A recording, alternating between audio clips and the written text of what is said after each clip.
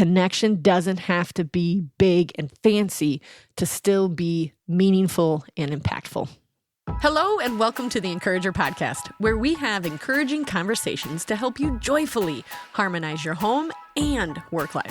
I'm your host, Rebekah Scott. I'm a wife, mother, designer, coach, and author.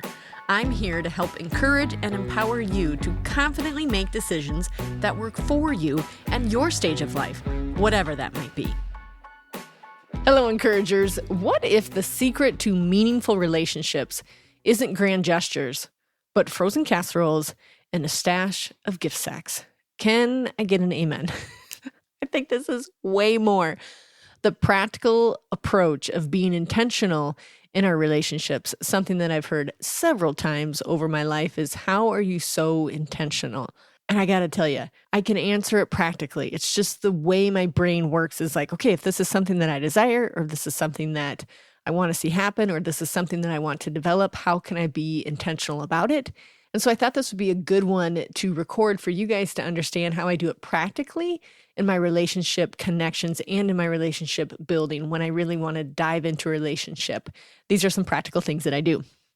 When this really showed up for me in a meaningful way just this last year, there's several stories over the last 2 decades, but this one I was like, oh man, this really is what it's about.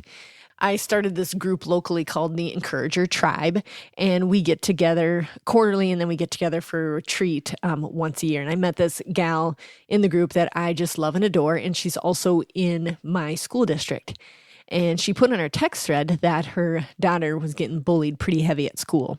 And just for prayers and just for her mama heart to understand and to also listen to her child. And I was thinking about it while I was praying, which is the majority of my time when I'm sewing is prayer time.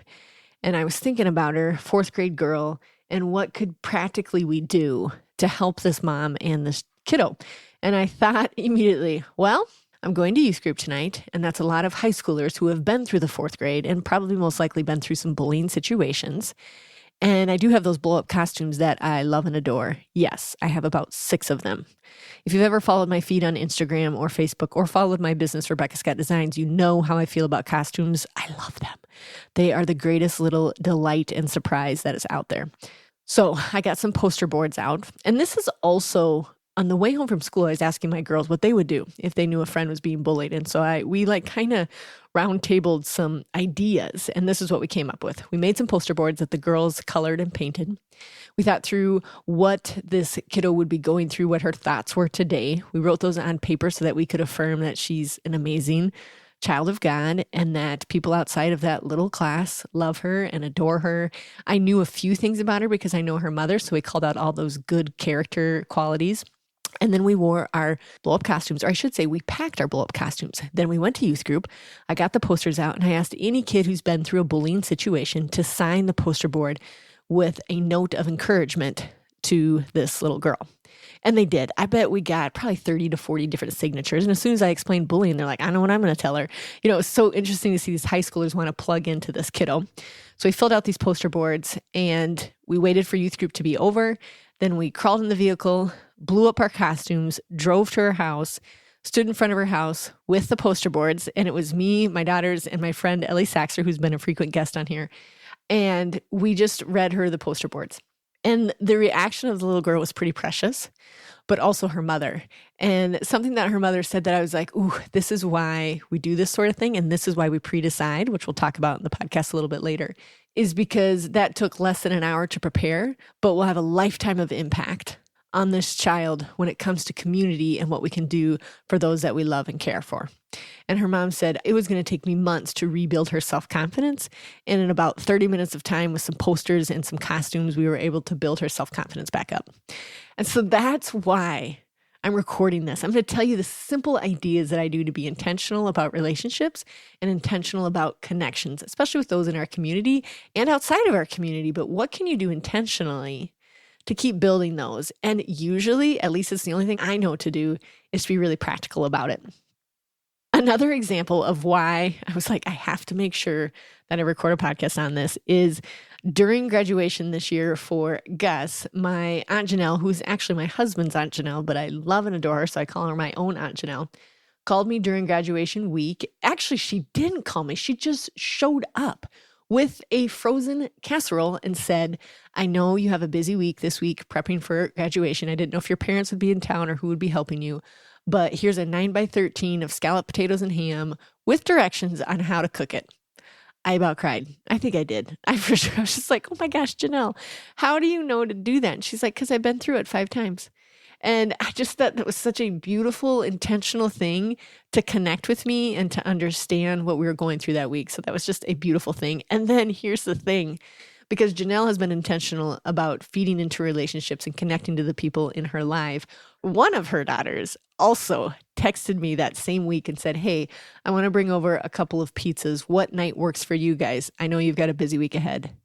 So the legacy that Janelle is leaving even bled into her daughter saying, not even asking her mom, but knowing, Becca is probably got a busy week. I'm going to provide for her family. What a beautiful legacy that is. And so thank you both to family and for just knowing that. So when we pre-decide, which we'll talk about here, we end up creating legacies about how we plugged in to the people we love. And I love that. Relationship intention or relationship connection doesn't have to be fancy. It can be pre-decided, pre-stocked, and simple, but impactful. Being intentional in relationships starts with being prepared, and that's what we're going to talk about here. So we're going to talk about how to make it easy and still love our people well. When the time comes, we're going to be ready. And of course, one example of this would be in our Bible about how Jesus did it. He modeled connection beautifully. I mean, we know that when we read our Bible and we find out the 12 disciples and how he plugged into them individually and how he knew them individually and knew their triggers and stuff and knew which ones were overzealous and which ones obsessed over the details and which ones obsessed over their egos. Like he knew all those things, right? Well, remember the story in John 21, after Jesus' resurrection. The disciples were fishing all night and they caught nothing. They were exhausted and discouraged, and Jesus shows up with breakfast. He doesn't start with a sermon or a lecture or a funny GIF or like, okay, here's what I'm going to do for these. He starts with a charcoal fire, some fish and bread, and he says, come and have breakfast. John 21:12. That's awesome. He knew that they'd be tired and hungry, and he was ready to meet that need. That's the heart of intentional connection, seeing people, anticipating their need, and offering comfort even before they ask.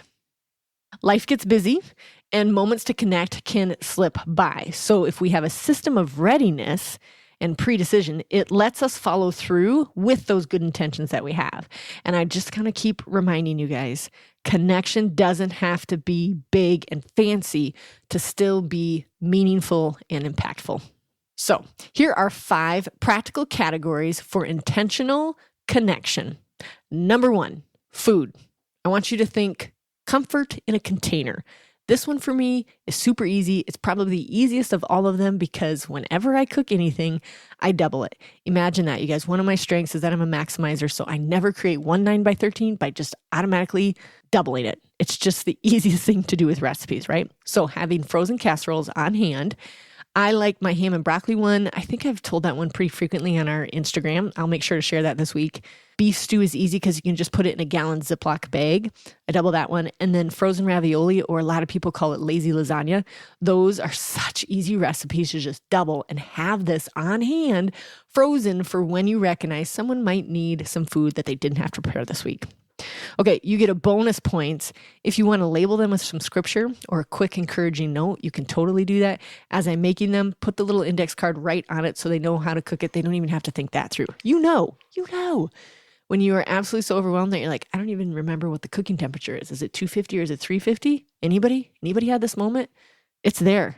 So label it in advance, put it in your freezer, and you've got it when you need to connect or when you want to be intentional about a relationship. Also, keep a stash of those disposable containers. I went through a phase where I think we had 20 of them. And my husband was like, okay. Do we have 20 people? I'm like, oh, I just forgot that I was piling up on them. So get those disposable containers, store them so you're always ready to double that recipe so that you can be intentional in your relationships. The second practical category is words. I want you to think instant encouragement. Some of you, this will be a very big strength. Some of you, this is not a strength. So do what words will make the most sense for your strength. So that might be the written word, and that might be the vocal word, meaning you record a voice memo that says, I'm thinking about you. I love you. We can get through this, whatever that encouragement looks like. I would also remind you that remember in the Bible when Job and his friends, they sat in silence for 7 days when they were going through a tough time. And then his friends started talking and they had terrible advice. You don't have to do a lot of talking. You can just say, I'm here for you. And that's all you got to do. And if you do have some words of advice and they're willing to hear it, maybe give it. But I just want to remind you, Job's friends screwed it up when they started talking. Like, just being there can be enough. Or maybe you really enjoy pen to paper and thinking through your thoughts and your encouragement. Awesome. Get out some cards that you've bought in bulk. You've pre-decided these are my encouragement cards. Maybe they have a pretty scene on the front. Maybe you have your favorite Bible verses. Buy those cards in bulk and write out the cards. Or lately, I do love this one. I put a pad of sticky notes in my purse and I leave one in my car so that I can just put a sticky note, whether it's to my own kids on a lunchbox or backpack, or maybe it's on someone's vehicle at school or at youth group or after a coffee date. Like, I don't know why this is so stinking simple and why I haven't thought about it years before, but a sticky notepad and a pen. It is just quick encouragement to those that we love, and it will build intentional connection with people you love. Third practical category for intentional connection is gifts. Okay, think physical form. This is the easy one also because I love gift giving, and being generous is one of the values that I want to be known for. And it just so happens, selfish plug here, everyone tune in, I created a lot of products that make great gift ideas. My business is called Rebekah Scott Designs. I make adorable purses and accessories that are fantastic gift giving. So we'll make sure to link to that in the show notes here. But I have a couple items that I always grab from there. So what you need to do in this third category for gifts is I do need you to set up a gift shelf. This is an area, it might be a shelf, it might be a basket, it might be an area. You get to pick what you want. But I want you to put things in there that you've pre-decided will go in this basket so that you're always ready to give a gift when you think that a physical form of encouragement is actually what they need. So here are some ideas to stock it with, but you get to do what you would like. Maybe it's just chapsticks. Maybe it's tea bags. That's a big one for me. Maybe it's some of those little devotionals or those big devotionals or those books that you absolutely love and have changed your life. Maybe it's cute little journals in there. Maybe it's your favorite pens. Maybe it's $5 coffee gift cards. You guys, pro tip, when you're going through your favorite coffee place, usually they do run sales on gift cards, usually around Valentine's Day, Mother's Day, and Christmas. I stock up then. So if I get 10 cards and the 11th one is free, then I buy the 10 cards so that I have these coffee cards on hand. It's a pro tip. I love it. I use it frequently. Maybe in your gift shelf or your gift basket, you have Lizzie's, which is a cute little container for pens, pencils, or sunglasses. I make those. Or maybe it's for Polly's, and that is our version of a little coin case, and it fits a gift card perfectly. So they get a gift with the Polly, and then inside it is a gift card. Again, shameless plug, but you guys, those are such good gift. We also have chapstick holders. They're a great price point. They make great teacher gifts. I could go on and on, okay? But the idea is for you to have a physical basket in your house for gift giving when you feel like a physical form of encouragement is needed for your friend. Also, here's the other thing you need to stock up on then. Gift bags and tissue paper so that you're not running to the dollar store last minute because the intention might be there, but then you run out of steam or you forget, right? But if you had 30, let's just say 30, maybe you only have 10, gift sacks right there and tissue paper right there next to your gift basket, how much more likely are you to be intentional about it, right? I buy them in bulk. I buy the craft color paper because I like it. And the tissue paper that I buy is either shiny navy blue or aqua. I don't know why I chose those colors. I think because they're gender neutral. They also happen to be my logo colors for the Encourager. So maybe I'm trying to brand my gifts and didn't even know it, but those are my favorite go-to colors because they can go for either male or female. I buy these, I put them right by my gift shelf. Then I'm ready, stocked and ready when I know that a physical form of a gift is needed to build an intentional connection with my loved one. Okay, also, from your gift shelf, I want you to write down what are your 1 or 2 signature gifts that you always give. Because again, if you're overwhelmed decisions and you're looking at this gift shelf and you're like, I don't know what this person needs, but you know that you really want to be intentional here. write down on a little index card or something near that, like these are your two signature go-tos, then your brain doesn't have to think about it. Again, it's just that pre-decision. So my go-tos is definitely the Polly that I mentioned with a gift card. Usually it's a gift card to a coffee shop, but maybe you want to put a car wash card in there. Maybe you want to put, I'm not sure what else, but I do Polly and a coffee card. And then my other favorite one is a card and a tea bag. I'm a big tea drinker, as we know. And so there's different teas that mean different things. And so if I know that they are a tea drinker, I like to put a little tea bag in there inside a card that says, take a moment for yourself. I'm thinking about you, talk to the Father, that kind of thing. Those are my two go-tos. And can I just say how very affordable those two options are? It's a tea bag. You can pre-make the card. You can pre-buy the cards, whatever fits your fancy, whatever you got room for in your brain. These are super easy, but super impactful when they know they're being thought about. The fourth category is joy. Think unexpected delight. This one too, I love this because joy is a word that I use frequently. You've heard me say it on the podcast here that I want people to walk away from me with a renewed sense of joy of what they too want to accomplish. I read that 3 to 5 times a week in my obituary. And so joy is a big deal to me. So here are a couple practical things you can do to surprise and delight your loved ones by being intentional with connection by choosing joy. Okay, blow up costumes. You've already heard me say it once, but I do have 6 of them. They're worth every single penny. You'll find yourself using them for so many reasons. Plus, Instagram and the world has finally figured out how amazing they are, so a ton of people have them. But gosh dang it, if you don't see a blow-up costume blown up and someone dancing in it, I promise you, try not to smile. You just try. You try not to smile when you see somebody we have a cow costume, a dancing hippo, we have a huge unicorn. Try not to smile and be joyful when you see someone in a blow-up costume. They're the best. Plus, if you're shy anyways, your face usually doesn't show. Just saying, pro tip. And people just don't forget. When you show up in a blow-up costume, they just don't forget it. So that is an unexpected delight, is a blow-up costume. Another practical thing to do for the category of joy is to have a bubble wand in your car. Now, the tricky thing with this, depending on the age of your kids, is getting them not to use it randomly. But also, if they need a little joy and they want the bubble wand, fine. But keep a bubble wand in your car for a drive-by. Like, I'm just over here blowing bubbles at you, that kind of thing. Or I have a party hat that lives in my purse. It's a little bit flattened by now, but anytime anyone mentions celebrating things or I never take the time, I've got a literal party hat in my purse I can put on top of my head and be like, okay, well, what are we celebrating? And then I can go buy them the coffee or the cupcake as I'm sitting with them. Like, just to remind people to pause and be joyful is such a fun thing for me. So that's a practical thing I put inside my purse. And then my family is pretty much well known. We call it the rodeo roundup. Now, when I start describing it, you'll think of what it used to be called, but I don't think that's politically correct anymore. So we call it the rodeo roundup, which means when we get to a stop sign in a slow town or a gravel road, okay, we do need to think about safety here. We all run around the car and you switch places where you are sitting. Now you have multiple drivers, that makes it more fun. If you only have one driver, you're going to sit in the same place.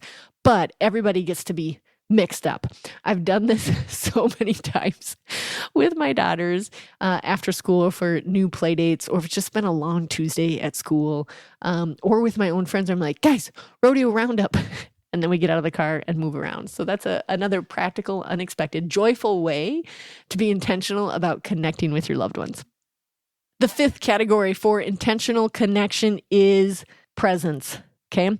I want you to think the best gift, not physical presence that you get, but being present with someone, reminding them that you are for them. So a way to do this very practically is to schedule check-in reminders in your calendar. I know this seems like, wait, why would I do that? That seems a little bit too detailed, but it works. Okay. So I set timers ridiculously on my phone all the time to remind me of things, but also just to hold me accountable to what I want to be intentional about. And people always ask me, how are you so intentional? This is one of those things. I set a reminder that says, for example, Aunt Janelle is taking care of her mom the week of August while she has surgery. Okay, then I know I can bring her over a frozen casserole or the card and tea bag or whatever that looks like. I've set a reminder that that's what's going on. Or I set a timer, like if I'm in the middle of something and I think, oh man, I really do need to reach out to so-and-so, but I'm in the middle of something. Then I set a timer for 20 minutes. I title it with reach out to so-and-so. And then I send them a voice text or maybe get a little gift sack put together. But don't be afraid to use the tools that you have in your life to remind you of things like setting timers or doing the reminders on your phone. because the best thing you can do is remind somebody that you are with them. Also, you could create a connection list that you pray through weekly. I do this, but I don't always call it connection, but I do call it reach out. So whichever is the most easy for you to understand. I do have my prayer list, and then next to my prayer list, it says reach outs, meaning I've been praying for this person for a while or this situation. Now I need to reach out or connect with them about how it is going. Have they seen any progress? Have they seen the breakthrough? Have they seen the miracle? Are they still stuck in the middle of it? What is going on? So next to that category, my prayer list is my reach out list, or maybe you call it your connection list. I'm going to take the next step deeper and remind them that, hey, I'm with you and I've been praying for you. How are things? That's a super simple, practical way to be really intentional. And this one, I do love this because presence is really important. In a world where we feel so lonely and so disconnected, even though we're probably more connected via our devices than ever before, open up your home to whoever it is and serve leftovers. It doesn't have to be fancy. It doesn't have to be perfect. I don't care what you're serving. I don't care if you're serving sun chips and a root beer. Like, open up your home to say, would you like to just come over and talk this through? Or offer the same. I'm just going to come over. Please do not pick up a single thing. We're going to sit on the porch and we're just going to be with one another. Reminding yourself that perfection is not needed, but connection is. So that means being present. Hey, I just wanted to come over because I think you need a friend. That's it. That's it. No cleaning up. You don't even have to bring a gift in this scenario. You could just bring yourself and say, I'm here for you. Okay, now for those of you that are listening, especially if you're new to us, I always try to provide things that you can do within the first 10 minutes of listening to the podcast. Now, I've just provided a ton of practical things that you can do to be really intentional in relationships and to be intentional about connection. But for those of you that are overachievers, raise your hand right now. Everybody just blushed a little bit. Here's something that you could do. You could create your own connection kit. So I want you to start a list of what to stock up on. I mentioned some food. Maybe it's those containers. Maybe it's buying a few of your favorite recipes and the food for those so you can start doubling. Maybe it's just writing on your grocery list at the top, double the recipe. And that's your just like little sign for, oh, that's right. I'm going to start doubling it so that I can bring food over to people more often. Here's another thing you could stock up on is cards, whether you go Canva route or Pinterest route, or your fun, pretty stationery route, whatever it is. How can you stock up on some cards? So those are pre-decided and ready in your little gift shelf. What are some gifts that you can have on hand, whether that's tea bags, whether that's cute accessories, whether that's gift cards? What are some things that you can have in your gift basket? And if all of this, remember you guys, if all of this is feeling overwhelming, just 1% it, just create a list that says a gift basket. You don't even have to fill it yet. Just write down gift basket. Just write down cards. You can 1% this. Now, this isn't necessarily you can stock up on, but something you could do in the next 10 minutes is set a reminder once a month to restock your gift shelf and to think through your connection list or your reach out list of who does need some intentional connection with you. How can you set a little reminder that says, hey, check on my prayer list, check on my friends. Maybe it's a to-do list item. Maybe it's a reminder. Maybe it's a timer on your phone. But what can you do with the devices that you have and the tools that you have to remind yourself, I need to connect on a deep level with people that I love this week? Here's why these 5 practical categories, food, words, gifts, joy, and presence work is because you don't need to wait until life slows down, P.S. it never does, to love people well. But you do need to pre-decide and have a few things ready so your intentionality is there and it takes away all the overwhelm of what would I ever do for them? You've already got loads of ideas of what you could do. Little ready-made actions have a big relational return when you're ready. You'll find more joy in connecting when it doesn't feel like pressure. I mean, the easiest of that one, is just showing up. Doesn't have to be perfect. You just show up, right? That's the easiest thing, but that will be joyful for you because you're connecting with the people that God has put in your life. Being ready is one of the kindest things you can do, not just for others, but for yourself, because connection doesn't wait. So let's be women who are prepared to love other women really well, following the example of Jesus, who shows up with breakfast.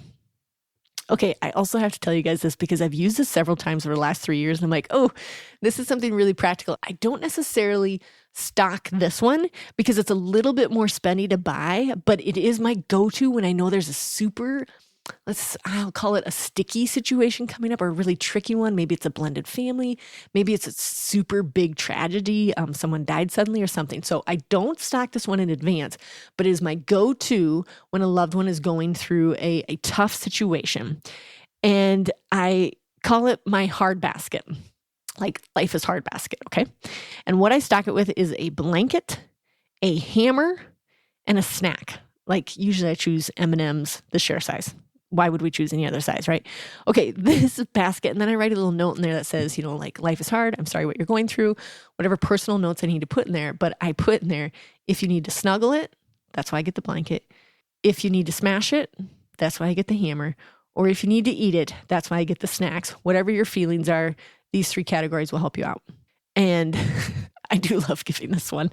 And I have had them say like the most therapeutic one of the whole thing was the hammer. And so there's that. You could probably buy a plate from the dollar store if you want them to smash something, but I haven't taken it that far. But a blanket, hammer, and snack goes a long way when someone is going through a life is hard moment. Oh, I love this. I love this for you guys because it made me sit down to write down how am I intentional about the relationships. It allowed me to recall some of the moments where people have been really intentional for me, including showing up during graduation week and just recalling the relationships in my life that have gotten deeper and more connected because of these simple practical things that I've been able to put together and been able to practice. Please, you guys, share what you're doing practically to connect in your relationships on our Instagram. I would love to see it. There's nothing better than when people interact with your page, not just me putting out content where I'm like, okay, yes, they are using it. They're taking the 10 minutes after listening to this podcast to put together their gift shelf and what they might stock it with, to write that handmade card, like whatever it is. Those are the things that encourage me while I am writing and podcasting, that you are in fact able to use these tools and this practical advice to use them in your lives. Okay, speaking of being practical and why it's one of the favorite things that I love, if you are interested in doing our Encourager cohort for the fall, we start on September 3rd. There are still places available. I would love to see those of you out there that are like, I've had enough this summer. I want to be able to do both home and work life with more joy, with more intention, and with more relationship building with my family. We talk through all of those categories in my cohort. It is a 1-to-group situation. There's only 10 women that are in it. It is an intensive that you walk away with tons of practical things that you can implement right away. I hold you accountable to if you did that week's homework and how we can adjust it to better fit your life, if it was too much or it was too little. It's the best. I love the cohorts. I love coming alongside you, encouraging you, reminding you who God made you, that your ideas are awesome, and that you can, in fact, choose both. So if you're interested in the cohort, we will have the link in the show notes here to become a part of the cohort. Okay, encouragers, let's go out there and be really intentional about our relationships and how we connect with people, and be known for the woman in town who's got more joy on her face because of her blow-up costume, a frozen casserole, and a card. Like, let's have more of those guys running around and less of the discouraging words that we have. Until next time, encouragers, we got this because He's got us. Thanks so much for tuning in. If the Encourager podcast has helped or encouraged you in any way, please subscribe to the show and leave a 5-star review. And then help us spread the message of encouragement and hope by sharing the podcast with others. Hey, encouragers, are you tired of juggling home and work life without dropping the ball or your joy? The Encourager cohort is back, and we start September 3rd. This 10-week coaching program is designed for Christian women who want to harmonize home and work with systems that actually stick. We'll meet weekly, walk through the 5 systems, me, food, home, work, and family, and build rhythms that bring peace, not pressure. Join the women who are ready to stop the chaos and start simplified systems. Sign up now at encourageacademy.com.